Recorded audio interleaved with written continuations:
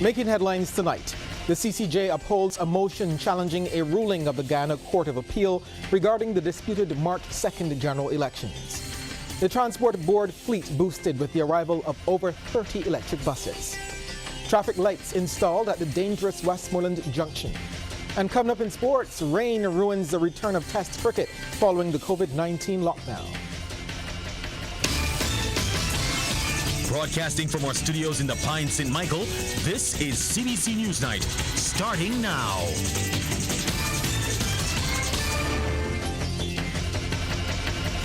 I'm Shane Jones, leading the news at 7. The Caribbean Court of Justice has unanimously ruled to uphold a motion by two senior members of Ghana's main opposition, People's Progressive Party Civic, challenging a Court of Appeal ruling about the disputed March 2nd regional and general elections.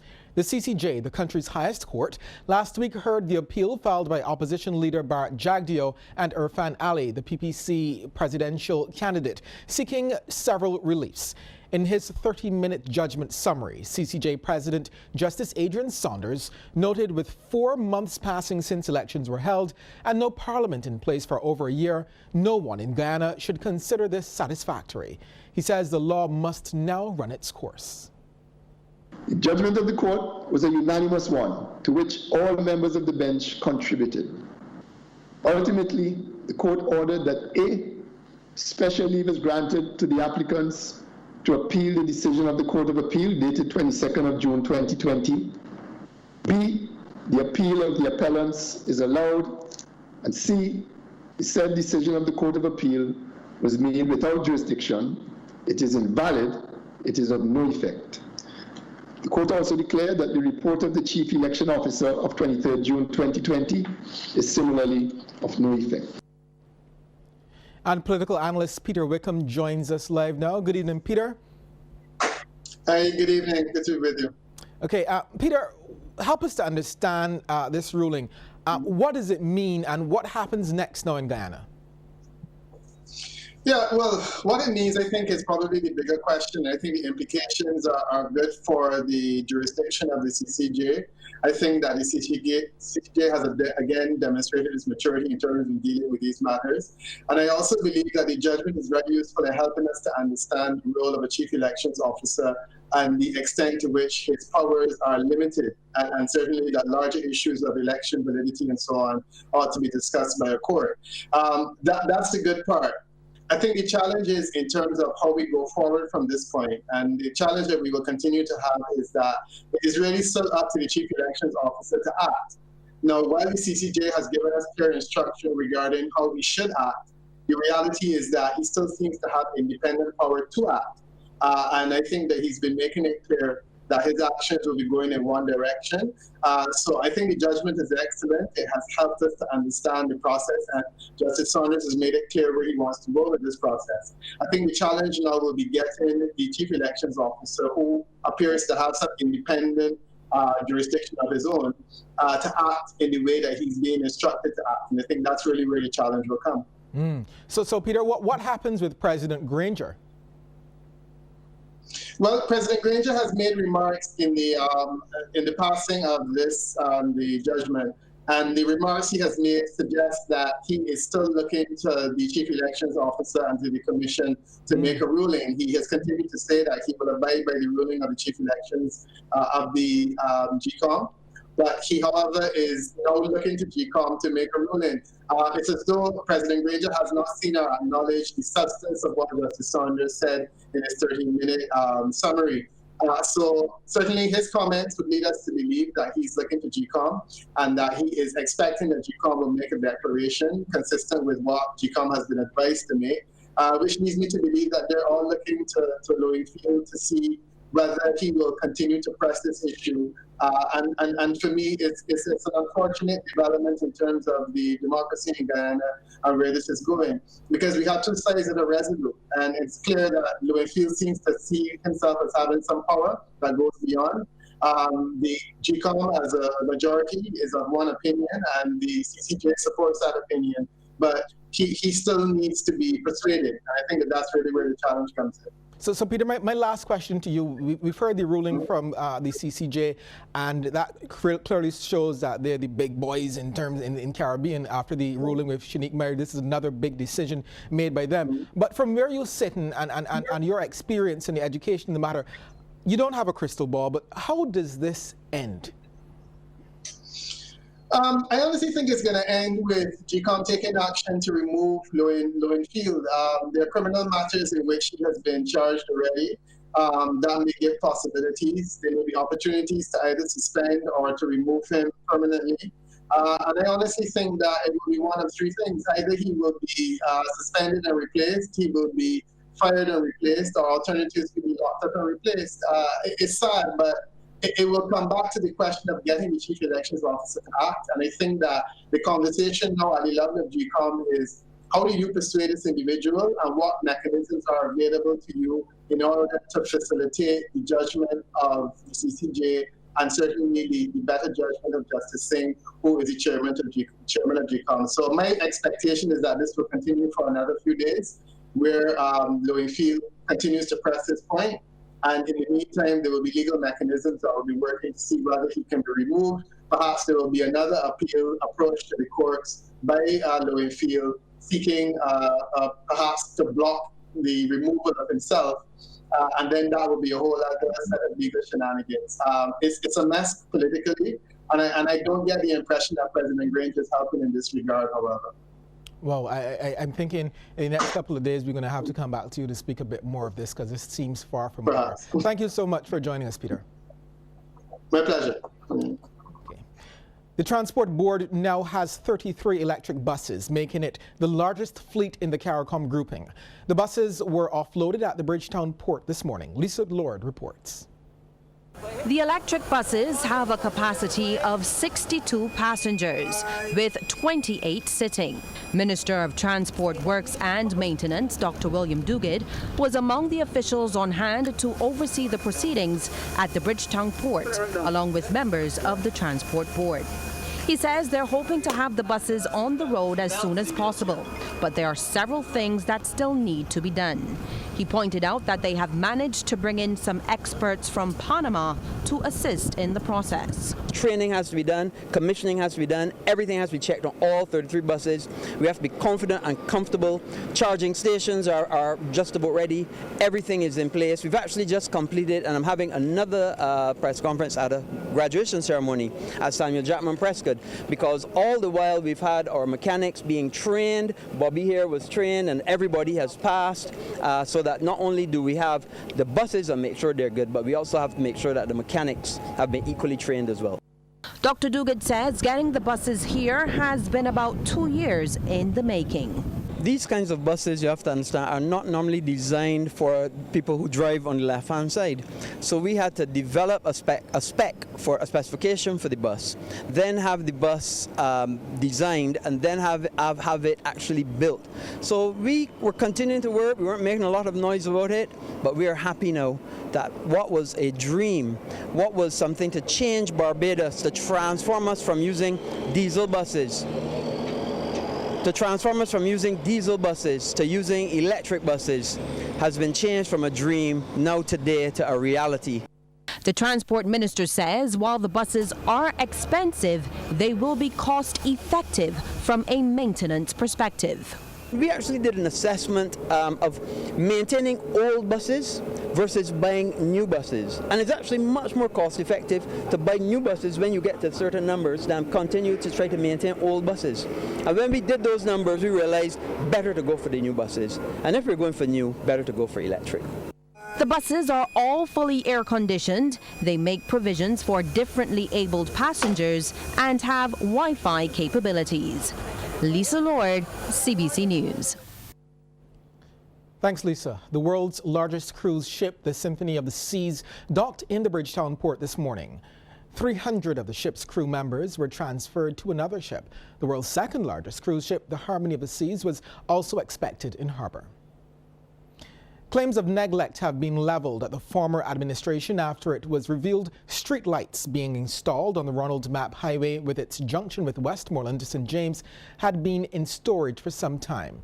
Minister of Transport, Works and Maintenance, Dr. William Duguid, says the discovery was made following an audit. The junction over time has resulted in a number of accidents and fatalities involving pedestrians. Dr. Duguid says government moved with urgency to install the lights as residents and members of the Parliament have been calling for a solution. The lights are expected to be energized and in operation next week.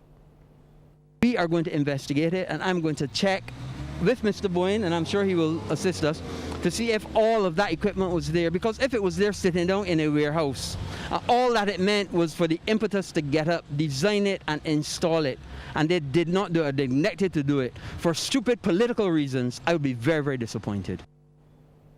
Minister of Home Affairs and MP for St. James North, Edmund Hinkson, says the lights are a welcomed addition given the number of accidents, some tragic, at the St. James Junction. I live a stone's throw from here for the last 25 years, so I have been fully aware of the hazard nature of this junction. There are some people who take 20-25 minutes to get across the road, and you could see here, this is the middle of the day, and you can see the amount of traffic passing. You can hear the noise in the background. So you could imagine how it is 7 o'clock, 7:30, 8 o'clock, 8:30 in the morning. The judicial system in Barbados is set to receive a boost with the establishment of an additional master of the High Court post. This from Attorney General Dale Marshall in his contribution to debate on the Police Amendment Bill 2020 in the House. He says while the number of High Court judges has been increased and other initiatives are ongoing, having only one master causes a bottleneck. The Attorney General says the additional post will help speed up the process. We recognize that it is important, sir, in order to be able to have the judiciary functioning at its optimum capacity, that we needed to have an additional master. And for the benefit of those who are listening to us today, a master is a judicial officer whose role is not to decide cases, because a master is lower than a judge, but whose role is to manage how that case moves through the course of justice to make sure that it moves through as swiftly as possible. COVID-19 has brought many countries around the world to their knees with its impact on economies and vulnerable populations. The ongoing pandemic has also forced the closure of borders, leading to a sharp decline in economic and social activities, increased poverty, joblessness, and starvation. This assessment from Prime Minister Mia Amor-Motley as she addressed the International Labour Organization's Global Leaders Day. Prime Minister Motley told world leaders the situation is even worse for small island developing states like Barbados, which now have to deal with the economic fallout from the virus without the benefit of concessional financing to help with the recovery process. The biggest challenge remains the absence of an appropriate metric to allow us to access concessional funding, a metric that truly captures our reality and our vulnerabilities, especially to those circumstances over which we have little or no control.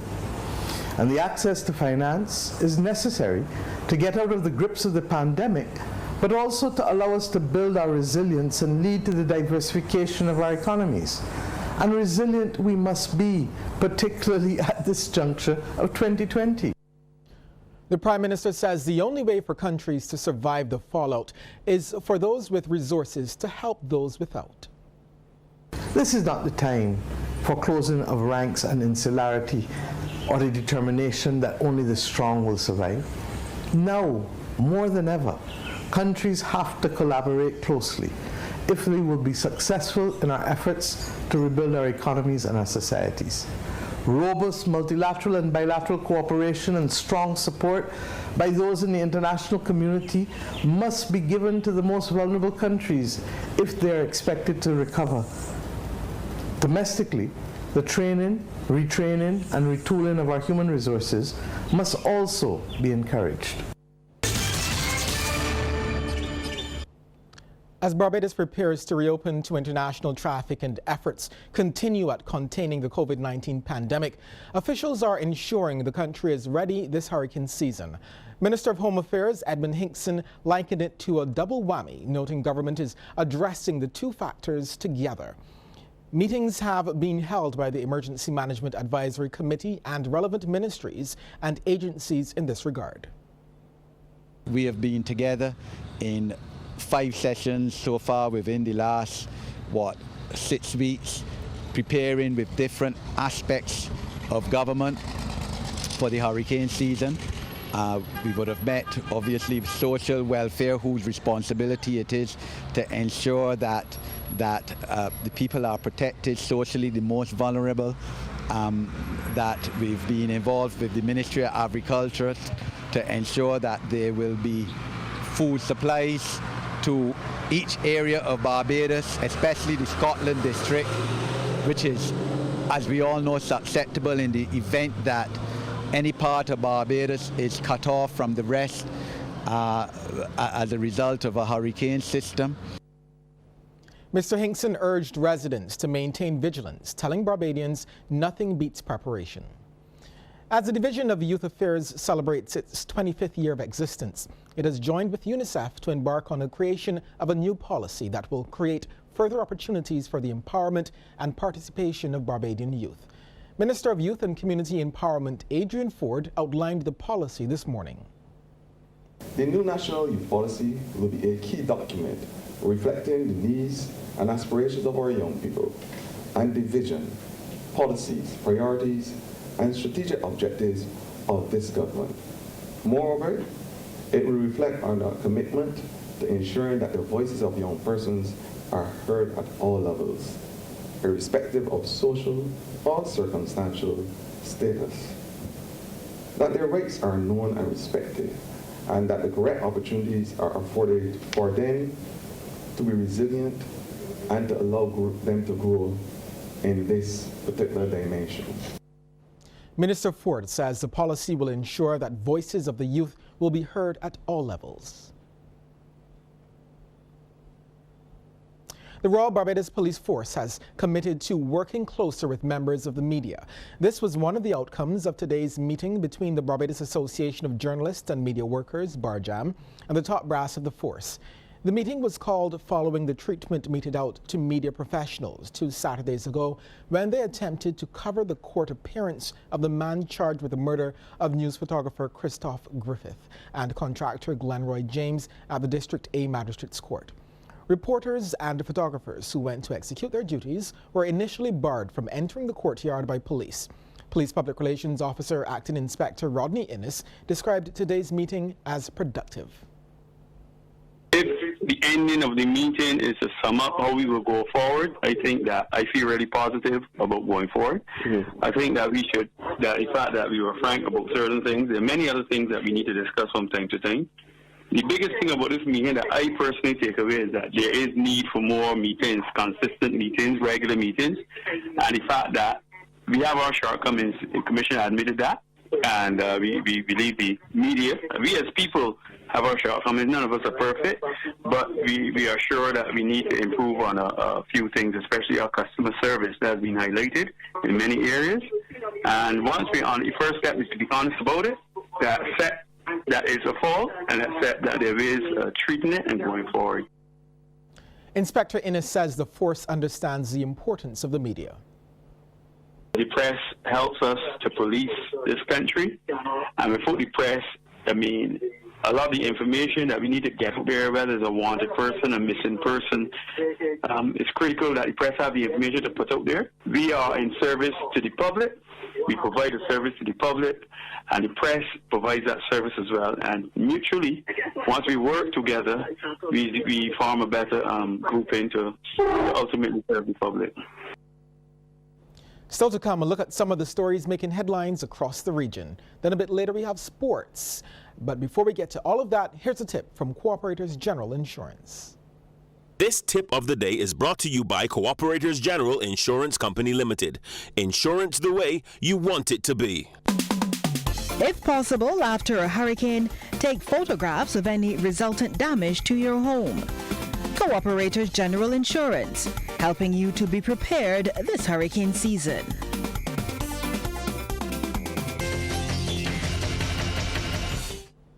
Checking in with our regional neighbors now, the leader of Trinidad and Tobago's main opposition, United National Congress, Kamala Prasad-Bissessar, has written to Prime Minister Dr. Keith Rowley requesting that international observers be present for the August 10th general election.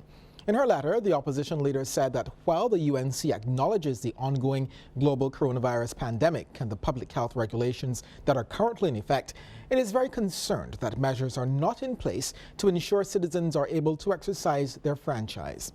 Mrs. Prasad-Bissessar said the CARICOM community has seen the critical role both international and CARICOM observers have played within the recent elections in Guyana. In Bermuda, 2 government ministers were forced to resign from their posts over non-adherence to the COVID-19 protocols. Take a look. The Minister of Tourism and Transport and the Minister of National Security, Zane De Silva, and Wayne Keynes both accepted Premier David Bert's invite to resign last night. This after on Friday night they were seen on video at a dinner and dance at Blue Restaurant without a face mask and not social distancing.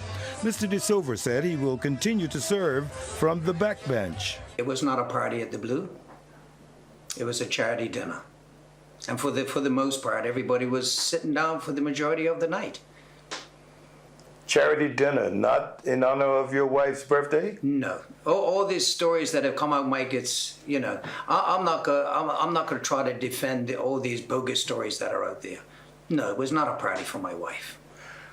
But we did see you dancing on the stage. No, it was not on stage. Okay. Where you saw me, I came out of the men's room. When I came out of the men's room, a guy was playing the saxophone, right? And I spent 20 seconds doing a little jig. Big mistake, no mask, okay?